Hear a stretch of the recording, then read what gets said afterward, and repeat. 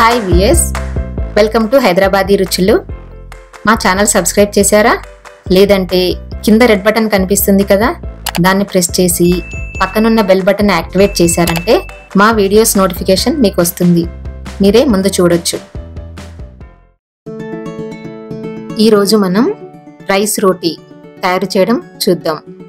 ఇంట్లో అప్పుడప్పుడు రైస్ మిగిలిపోతుంటుంది కదా, ఆ రైస్ వేస్ట్ అవ్వకుండా ఆ రైస్తో రోటీ ఎలా తయారు చేసుకోవాలో చూద్దాం. నేను ఇక్కడ 1.5 కప్ రైస్ తీసుకున్నాను.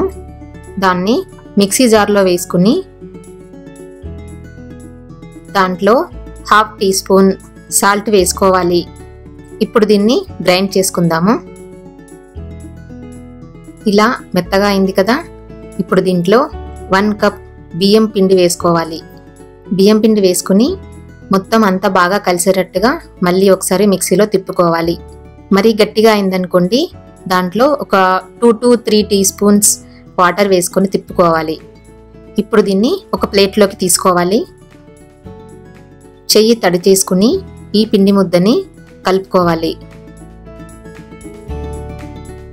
మధ్య మధ్యలో వాటర్తో చెయ్యి తడుపుకుంటూ పిండి ముద్దలా కలుపుకోవాలి. ఒకవేళ మరీ మెత్తగా అయిపోయింది అనుకోండి, ఇంకొంచెం పొడి పిండి వేసుకొని కూడా కలుపుకోవచ్చు. ఇలా పిండి ప్రిపేర్ అయిపోయింది కదా. ఇప్పుడు రొట్టె తయారు చేసుకుందాము. ఈ రోటీ చాలా ఈజీగా చేసుకోవచ్చు. ఇలా పెద్ద నిమ్మకాయంత సైజు పిండిని తీసుకొని రౌండ్ బాల్ లాగా చేసుకుని ఇలా వత్తుకుని దానికి 2 వైపులా పిండి అద్ది చపాతీలా చేసుకోవాలి.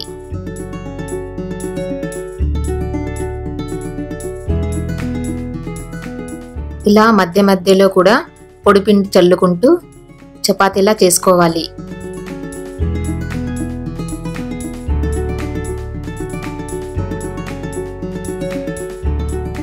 ఇలా తయారైన రోటీని జాగ్రత్తగా వేడివేడి పెనం మీద వేసుకోవాలి.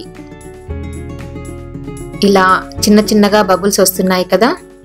ఇప్పుడు ఈ రొట్టె మీద వాటర్ తీసుకొని చల్లుకోవాలి.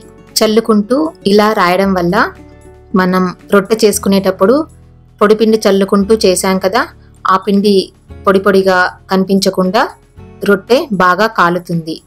దీన్ని తిరగేసుకోవాలి. ఇలా తిప్పుకుంటూ అన్ని వైపులా బాగా కాల్చుకోవాలి. రొట్టెని హై ఫ్లేమ్లోనే కాల్చుకోవాలి. వేడి ఎక్కువ అయినప్పుడు మాత్రం మీడియం ఫ్లేమ్లో పెట్టుకోవాలి.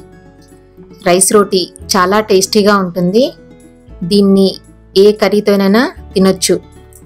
మసాలా కర్రీస్తో అయితే బాగుంటుంది. నాన్ వెజ్ కర్రీస్తో ఇంకా బాగుంటుంది. మీరు కూడా ట్రై చేసి చెప్తారు కదా. మీకు ఈ రెసిపీ నచ్చినట్టయితే కింద లైక్ బటన్ ఉంది కదా, దాన్ని ప్రెస్ చేసి ఫ్రెండ్స్ అందరికీ షేర్ చేయండి. కొత్త వీడియోస్ కోసం సబ్స్క్రైబ్ చేయడం మాత్రం మర్చిపోవద్దు. Thank you for watching this video.